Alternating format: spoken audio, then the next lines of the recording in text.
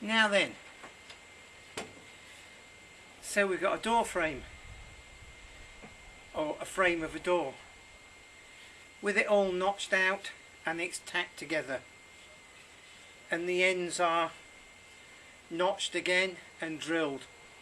So let's just zoom in.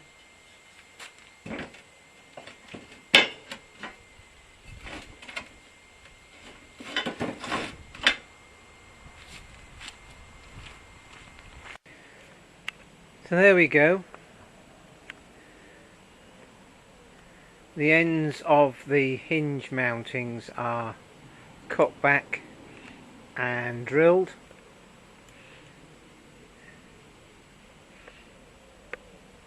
And the frame is sort of just tacked together, and as you can see, those notches work reasonably well. I'll just turn this round a bit.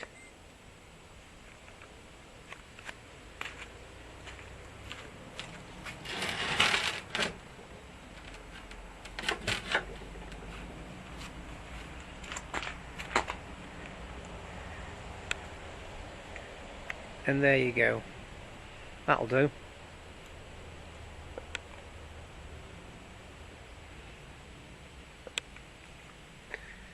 So the next thing to do is to lay this down and put a flat sheet of steel on there.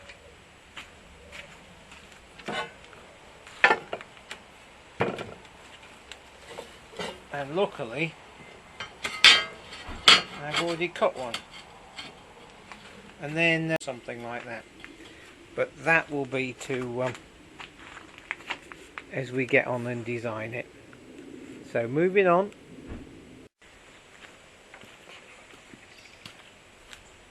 So before I can put the legs on, I wanted to get in here and cut this hole because it could start getting a bit fussy. So we marked it out a while ago, and there you go.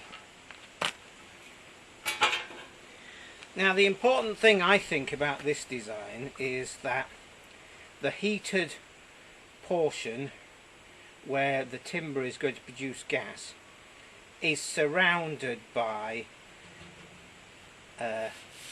this oil drum.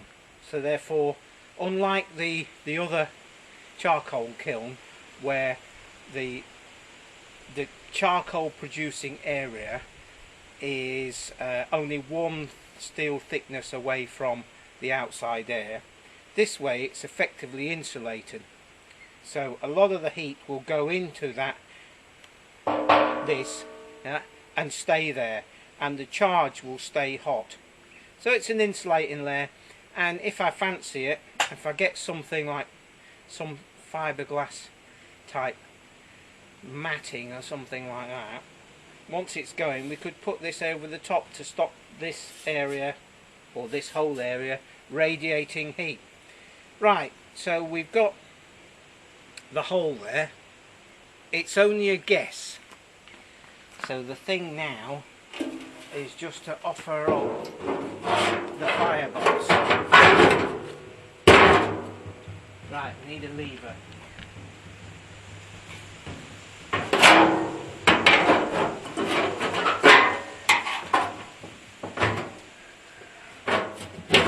There we go. Okay, that doesn't look too bad initially. Needs to go down like that, and that needs to come up. We need to go that way so that this is flush with that. So we need to cut a bit more out the back, but otherwise I think that looks pretty good. Just having a look in the camera there, let's just zoom in on that. You can see how that sticks out, and it needs to be flush with that oil drum surface. And let's just move round and have a look from the end. There we go. The drum itself is on the angles, not the camera.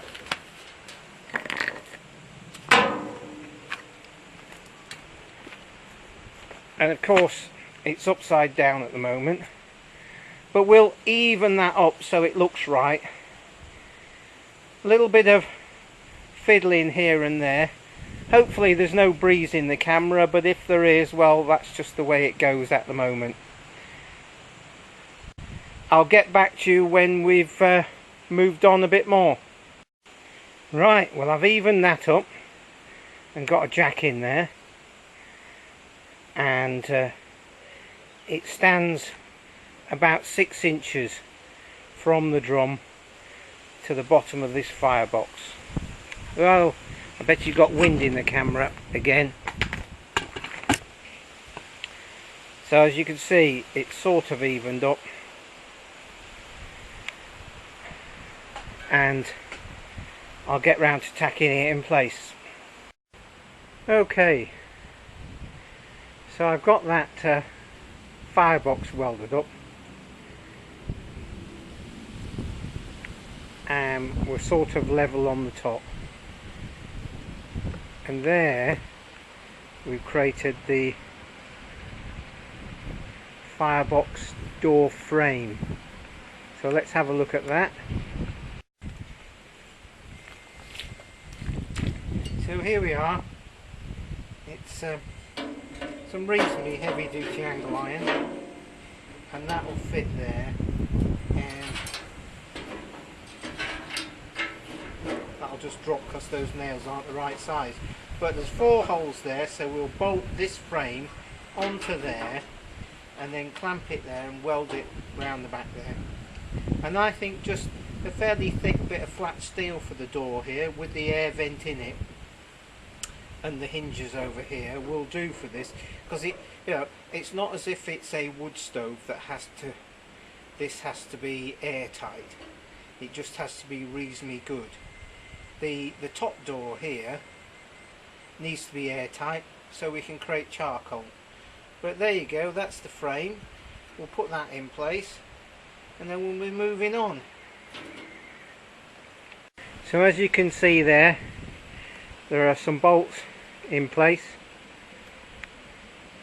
holding that, and where are we? Let's just zoom out a little bit. Just there we notched the rim for this frame to fit in, and we'll just put a blob of weld in there as we're welding the frame to the box. So we'll crack on with that. Okay, well, as you can see, I've got the legs on there. Everything's welded in place. There's the firebox door. Yeah. So we're moving on, and I'm just going to show you the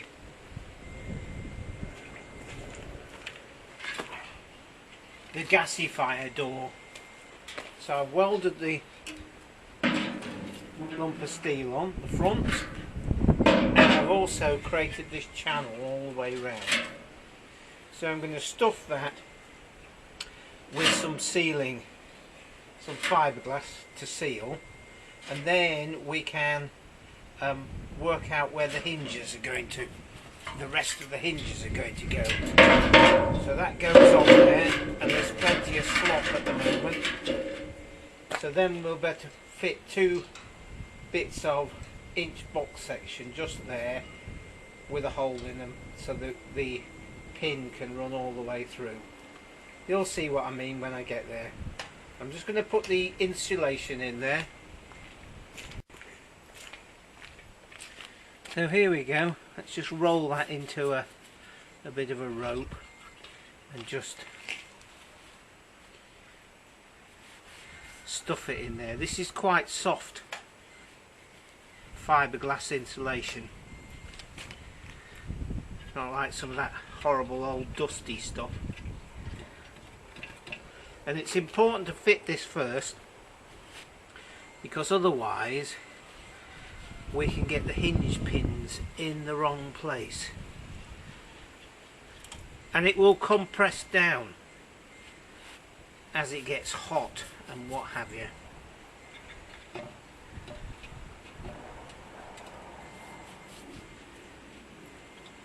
That looks a bit thick there. We'll just stretch it out a bit.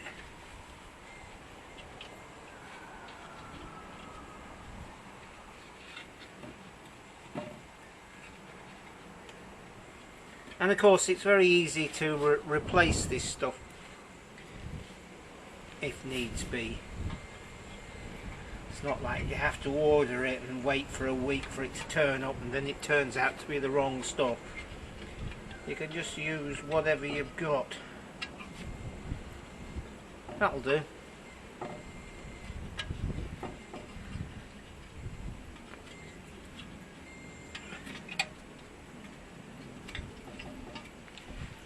Grand. And so now we'll just offer it up onto there.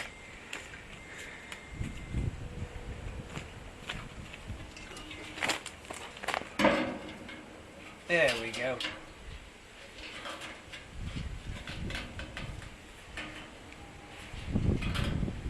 So then a bit of box section there and there, short piece, and mark the holes, drill them, cut them to length, weld them in place, and we're sort of moving on again. So we just put that there. Now I've shuffled this around so there is a gap all the way around, and I'll just mark that with the end of an old chainsaw file, and there we are, it's marked.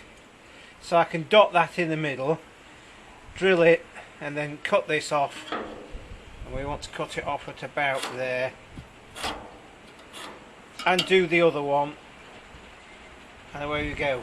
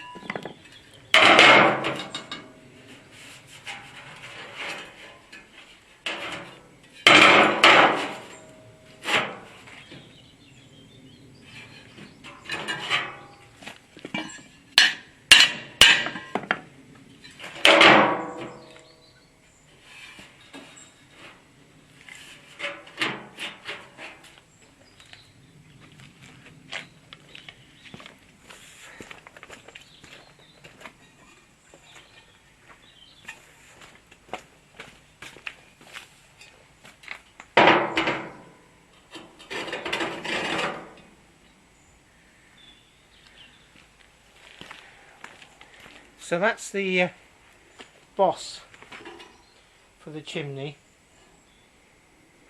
I've only cut a short piece of this pipe and cut a hole in this back plate, and then 4 holes, and because it's a short piece of pipe I can get my hand down there and do up the 4 bolts. So that will work. So just need to cut round that, mark round that, cut a hole, and I think I will cut this with the power hacksaw, and this doesn't need to go through that, it just needs to sit up against it, so the hole that I cut doesn't have to be perfect, because this will go over that plate rather than this going through it. Then all I need to do is mark through there onto the tin and cut a hole there, and again that doesn't need to be very accurate, in fact it can be square. So we're just trying to make it easy on ourselves, but we'll make it up as we go along.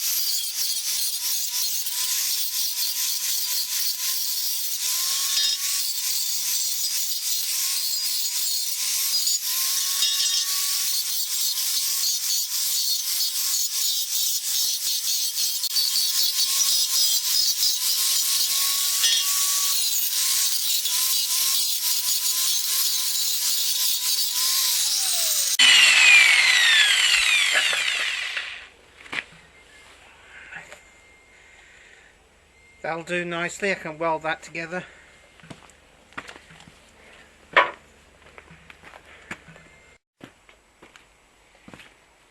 So there we go. That's the bolts in place. I'll just tighten this down. They've got big washers on the underside.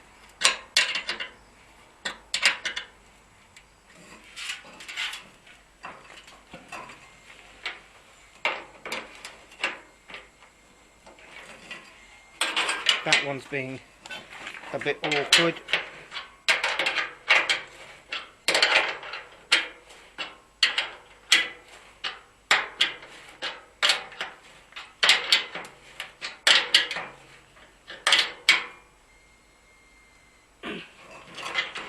So this one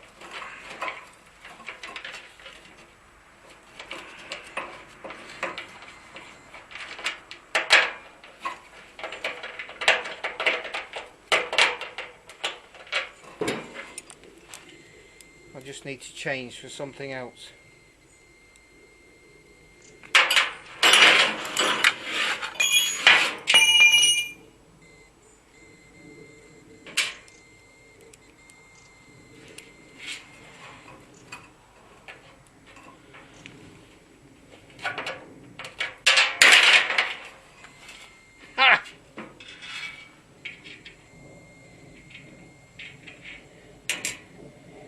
Right, give me a minute.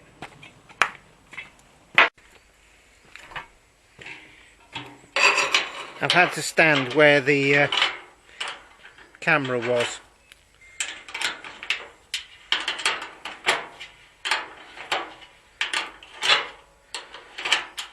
Anyway, we'll just tighten these down.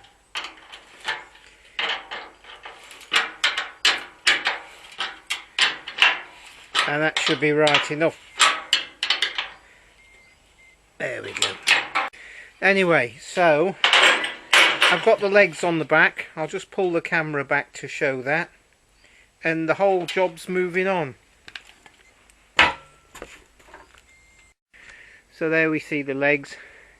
And I've lined them up with the front ones, and I think that perhaps what we'll do is we'll end up putting a couple of wheels on these back ones, and then some way of just slotting some handles in the front so I can wheel this about and put it under cover, because the worst thing in the world would be it starting to rot out.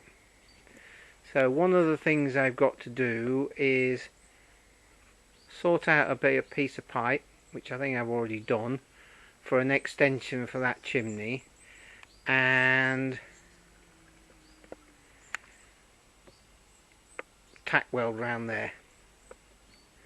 I don't think it needs to be perfect, but I think we need something to secure it together.